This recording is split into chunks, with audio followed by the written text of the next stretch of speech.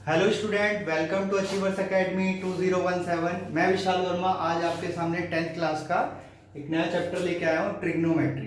अब ट्रिग्नोमेट्री में बच्चों को बहुत ज़्यादा प्रॉब्लम होती है क्योंकि एक सबसे डिफरेंट चैप्टर है। अभी तक आपने 10th क्लास तक इसके बारे में कुछ भी नहीं पढ़ा।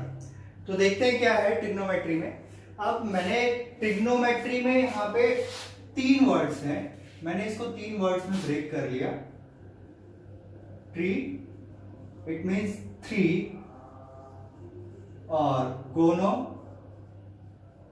गोनो मीन्स क्या होगा, साइड्स। और मेट्री, मेट्री मीन्स होता है मेजर। इसका मतलब क्या हो गया, 3 साइड मेजर।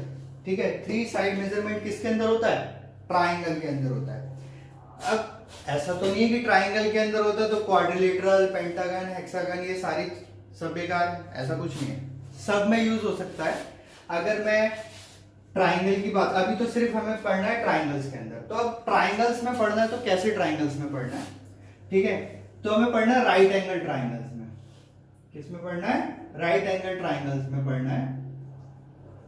मैंने राइट एंगल ट्राइंगल बनाया है, ठीक है। अब ऐसा नहीं है कि राइट एंगल ट्राइंगल बनाया है तो इक्विलेटरल ट्राइंगल और स्केलिन ट्राइंगल ये सारे ट्राइंगल बेकार है, इसमें कुछ नहीं हो सकता। हो सकता है इसमें भी हम क्या करते हैं, परपेंडिकुलर ड्रॉ करते हैं, तो हम यूज कर सकते हैं। अब जैसे मैंने बात करी कि क्वाड्रिलेटरल है, पेंटागन है, हेक्सागन है, मैंने क्वाड्रिलेटरल का डायगोनल ड्रॉ कर दिया, 2 ट्राइंगल में डिवाइड हो गया, तो इसमें भी हम ट्रिग्नोमेट्री यूज कर सकते हैं।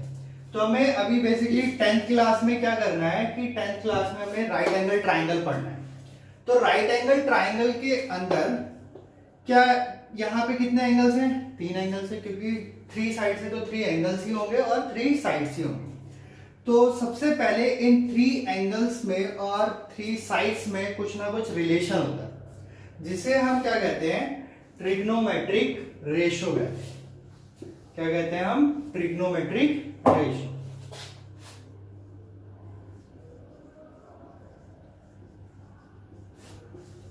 ट्रिग्नोमेट्रिक रेशो, अब ये ट्रिग्नोमेट्रिक रेशो कितने होते हैं, अब ये होता क्या है एक्चुअल में।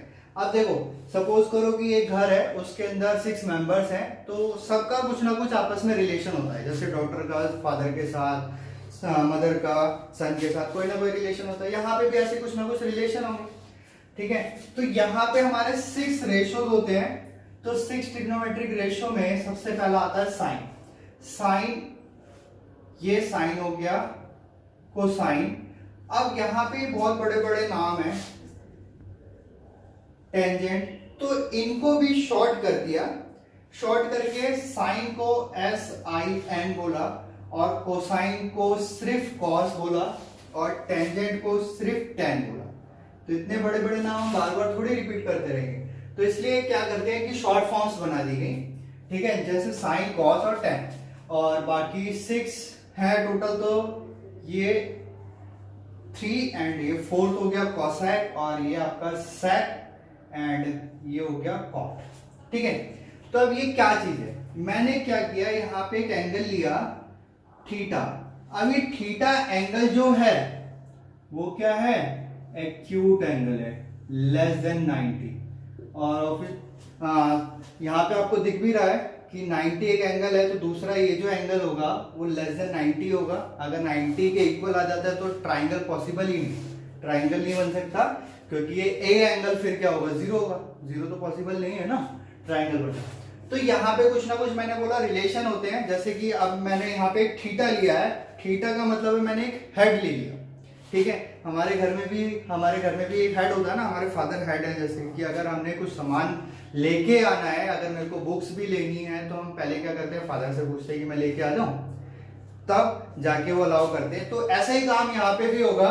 क्या होगा कि मैंने एक हेड ले लिया, अब जो भी काम होगा इनके अकॉर्डिंग होगा। एक रूम से दूसरे रूम में अगर गिलास लेके जाओगे तो इनके अकॉर्डिंग जाएगा। ऐसा नहीं होता लेकिन फिर भी होता है, ठीक है।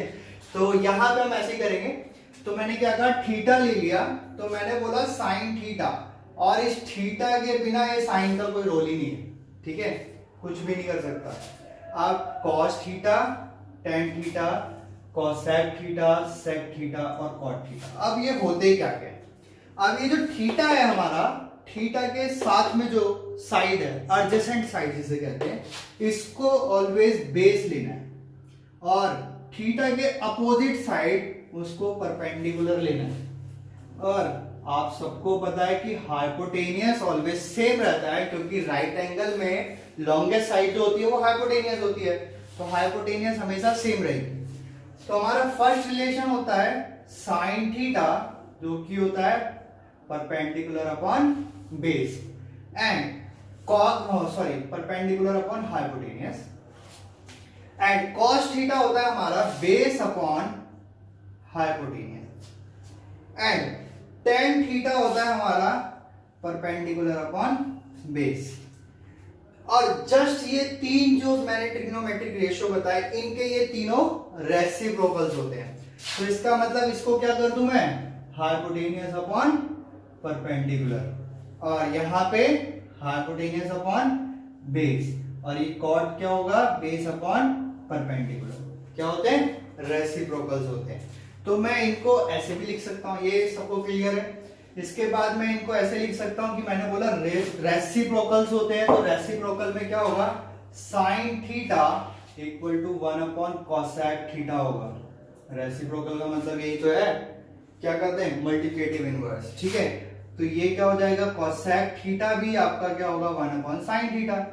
तो यही केस है। ठीक है, और एक फॉर्मूला और है, मैंने अभी बताया आपको, tan theta equal to perpendicular upon base होता है, यही होता है।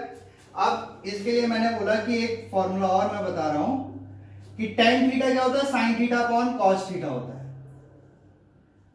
तो आप चेक भी कर सकते हो कैसे, ऐसे कैसे हो गया भाई, अभी तो कुछ और बता रहे थे, अब ये बताने लगे। तो चेक करते हैं कैसे। तो साइन थीटा हमारा क्या होता है, साइन थीटा मैंने बोला था परपेंडिकुलर अपॉन हाइपोटेनियस, और कॉस थीटा बोला था मैंने बेस अपॉन हाइपोटेनियस। तो ये कैंसिल आउट हो जाएगा, हाइपोटेनियस से हाइपोटेनियस, परपेंडिकुलर अपॉन बेस हो जाएगा। आ गया ना वही जो मैंने अभी बताया। ठीक है, तो ये फॉर्मूला भी होता है। अब अगर मैं कॉट की बात करूं, तो कॉट मैंने क्या बोला था, टेन का रेसिप्रोकल, तो कॉट क्या हो सकता है, कॉट थीटा हो सकता है cos theta upon sine theta, हो सकता है ना, इसका रेसिप्रोकल होगा। तो ये हमारे 6 ट्रिग्नोमेट्रिक रेशियोज होते हैं। तो अब ये करा है, तो थोड़े से क्वेश्चंस भी देख लेते हैं हम। एक दो क्वेश्चन इस पे ट्राई करते हैं कि कैसे होंगे क्वेश्चंस।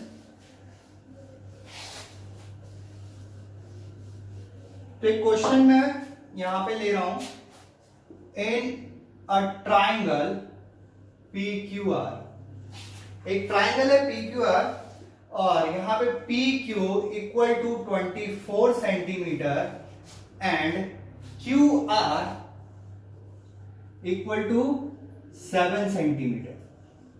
7 सेंटीमीटर। तो आपको फाइंड क्या करना है, then find sine P, cos P and tan P।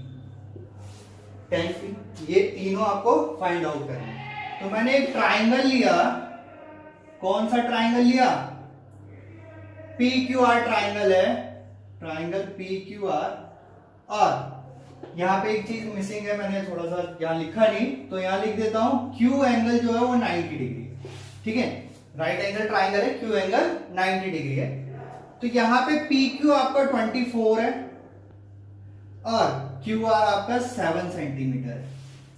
तो भाई अब राइट एंगल ट्राइंगल लिया है, तो राइट एंगल ट्राइंगल लेने के बाद यहां पे हमें हाइपोटेनियस भी चाहिए, क्योंकि यहां पे दोनों में हाइपोटेनियस आता है ना। तो हाइपोटेनियस चाहिए, तो उसके लिए हमें क्या यूज करना पड़ेगा, पाइथागोरस थ्योरम। जब राइट एंगल ट्राइंगल की बात आई है, तो पाइथागोरस की भी तो बात आएगी। Hypotenuse square is equal to क्या होता है, perpendicular base square plus perpendicular square.